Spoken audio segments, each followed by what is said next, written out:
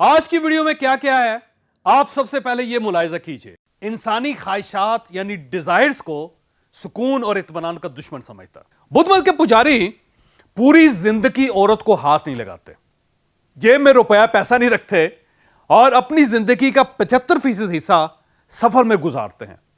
मैंने तो उस बच्ची को सुबह नदी के किनारे उतार दिया था, लेकिन वो अभी तक तुम्हारे जहन पर सवार है।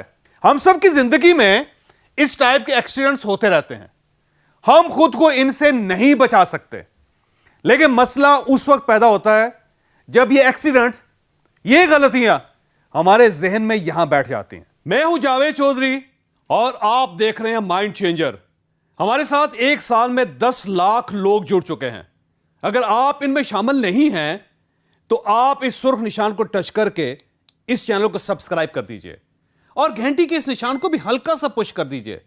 मुझे यकीन है आपका यह फैसला आपका मुकद्दर बदल देगा। गौतम बुद्ध ने 563 कबल मसीह में बुद्ध मत की बुनियाद रखी थी। यह मजहब इंसानी ख्वाहिशात यानी डिजायर्स को सुकून और इत्मीनान का दुश्मन समझता।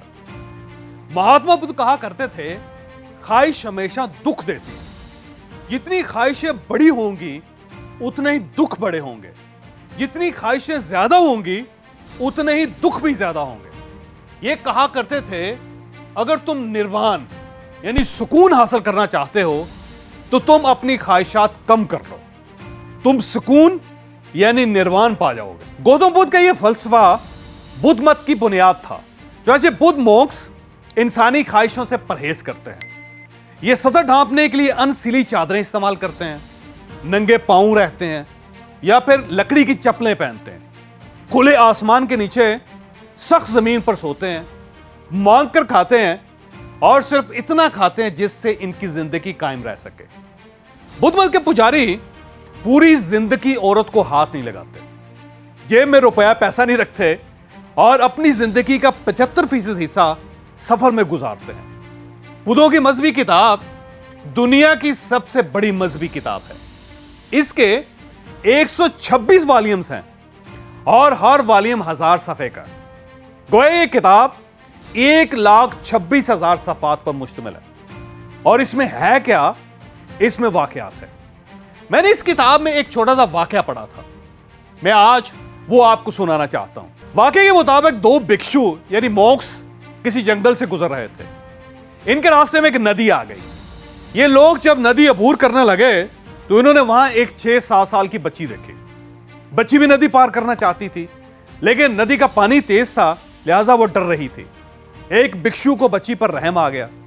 उसने बच्ची को कंधे पर उठाया, नदी के दूसरे किनारे पर पहुंचा और इसे उतार कर सफर शुरू कर दिया। 4-5 मील के सफर के बाद अचानक दूसरे भिक्षु ने सर उठाया और पहले से कहा, तुम्हारा धर्म भ्रष्ट हो चुका है। पहले भिक्षु ने पूछा, वो कैसे? दूसरा बोला, तुमने ना सिर्फ नारी को छुआ था बल्कि उसे कंधे पर उठाकर नदी भी पार करवाई थी, और यह गुनाह है। पहले भिक्षु ने हैरत से पूछा, मैंने यह काम कब किया था? दूसरे भिक्षु ने जवाब दिया, आज सुबह। पहले भिक्षु ने कहका लगाया और जवाब दिया, मैंने तो उस बच्ची को सुबह नदी के किनारे उतार दिया था, लेकिन वो अभी तक तुम्हारे जहन पर सवार है, लिहाजा गुनाहगार मैं नहीं हूं, तुम हो। हम सब की जिंदगी में बेशुमार गलत चीजें हो जाती हैं। हम गुनाह भी करते हैं, हम गलत फैसले भी करते हैं, हम गलत लोगों पर एतबार भी कर लेते हैं, हम अपना नुकसान भी कर लेते हैं, हम गलत कदम उठाकर बेराह भी हो जाते हैं और हम गलत लोगों में भी उठना बैठना शुरू कर देते हैं। मैं इन चीजों को एक्सीडेंट्स कहता हूं, लाइफ के एक्सीडेंट्स। हम सब की जिंदगी में इस टाइप के एक्सीडेंट्स होते रहते हैं। हम खुद को इनसे नहीं बचा सकते, लेकिन मसला उस वक्त पैदा होता है जब ये एक्सीडेंट्स, ये गलतियां हमारे जहन में यहां बैठ जाती हैं और हम इनका बोझ उठा उठा कर आगे बढ़ते हैं। ये वजन वक्त गुजरने के साथ साथ इतना बढ़ता चला जाता है, इतना बढ़ता चला जाता है कि हमारा सफर रुक जाता है। हम लोग बहुत ही बेवकूफ हैं। हम पास्ट को ठीक करना चाहते हैं और फ्यूचर अपनी मर्जी के मुताबिक बनाना चाहते हैं, और ये भूल जाते हैं कि past is history and future is mystery, only present is present. यानी लम्हा मौजूद एक तोहफा है, और इस तोहफे को खराब कौन करता है? हमारे माजी के बोझ। मैं अक्सर अपने सेशंस में लोगों से कहता हूं, जेब की गुर्बत बड़ी आसानी से खत्म हो जाती है, लेकिन ज़हन की गुर्बत को निकालने के लिए 4 नस्लें चाहिए होती हैं। यहां से गुर्बत नहीं निकलती। क्यों नहीं निकलती? क्योंकि हमने अपने कंधों पर माजी की गुर्बत का बोझ उठाया होता है।